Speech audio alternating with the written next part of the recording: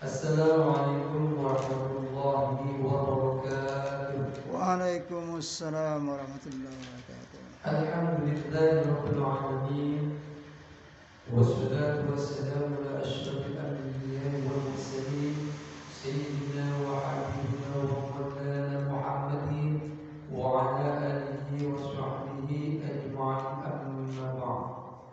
Puji syukur senantiasa kita panjatkan kehadirat Allah Subhanahu wa taala atas karunia dan nikmatnya, terutama nikmat iman dan Islam, nikmat sehat walafiat, nikmat panjang umur, juga nikmat kesempatan, sehingga kita masih diberikan kekuatan oleh Allah Subhanahu wa taala untuk melaksanakan kewajiban kita, yaitu sholat subuh secara berjamaah dan dilanjutkan dengan kajian, yaitu kitab Syarah Hadis Riwayat Bukhari Muslim karangan Abdullah bin Abdurrahman Al-Basam.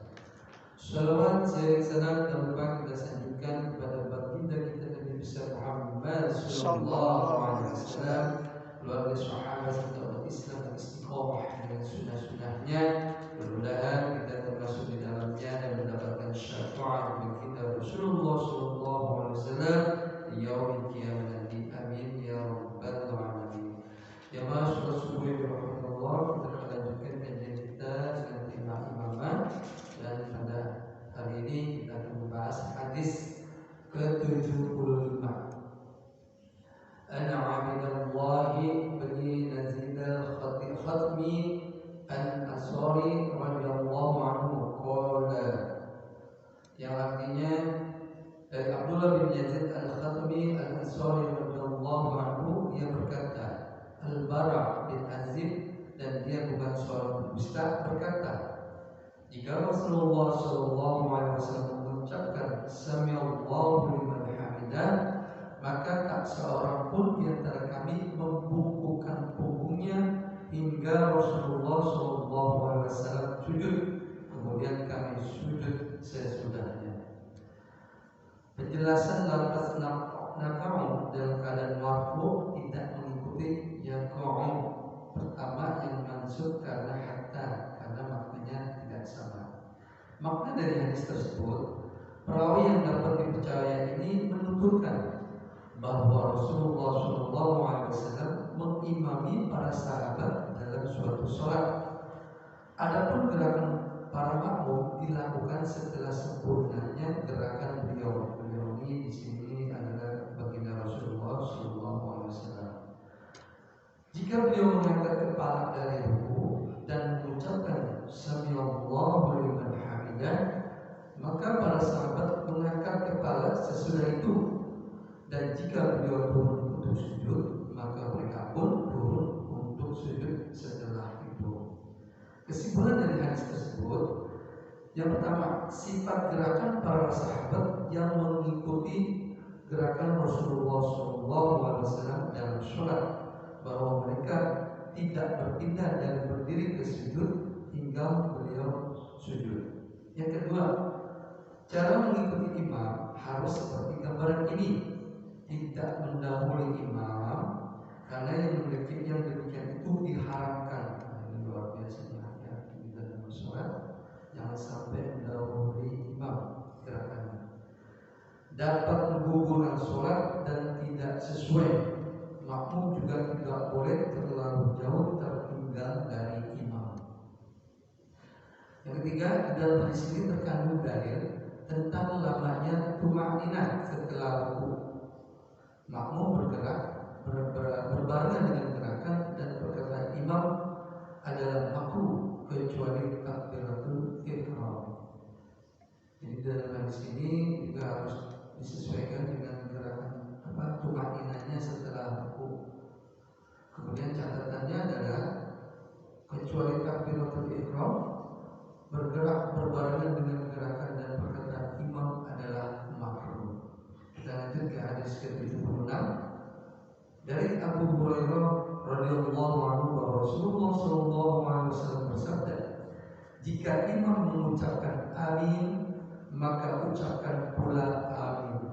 Karena barang siapa yang mengucapkan amin bersama-sama dengan ucapan amin para malaikat, maka diampuni di antara dosanya yang telah lalu. Doa Al-Fatihah merupakan doa yang paling baik dan paling bermanfaat. Karena itu disyariatkan bagi orang yang sholat, baik imam maupun makmum, berjamaah atau sendirian, untuk mengucapkan amin sesudahnya. Karena ucapan amin merupakan pembawaan doa. Rasulullah SAW memerintahkan agar kita mengucapkan amin jika imam juga mengucapkan amin. Karena itu merupakan waktu pengaminan para malaikat. Siapa yang pengaminannya berbarengan dengan pengaminan para malaikat, maka di antara dosanya yang lampau diampuni. Ini merupakan keuntungan yang besar dan kesempatan yang berharga, yaitu pengampunan dosa dengan sebab kemakmuran. Tidak ada orang yang kehilangan kesempatan ini kecuali orang yang memang tidak mendapatkannya. Namun ada perbedaan pendapat di kalangan ulama di dalam satu riwayat darinya, yaitu Imam Malik berpendapat bahwa ucapan amin tidak disyariatkan terhadap imam. Dia mewakili hadis ini dengan makna, jika imam sampai ke bagian pengaminan maka tidak perlu mengucapkan amin.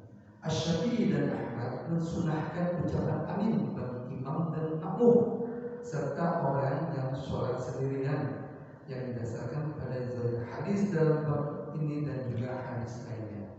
Sementara golongan Zahiriyah mewajibkannya atas semua orang yang sholat. Hal ini didasarkan pada zahir hadis yang berkaitan dengan hak makmum, karena perintah itu mengharuskan kewajiban. Kesimpulan dari hadis tadi, yang pertama, pensyariatan amin bagi imam, makmum dan orang yang sholat sendirian. Kedua, para malaikat mengamini doa orang-orang yang sholat, yang pasti maksudnya ialah para malaikat di langit dan di bumi mempersaksikan sholat itu.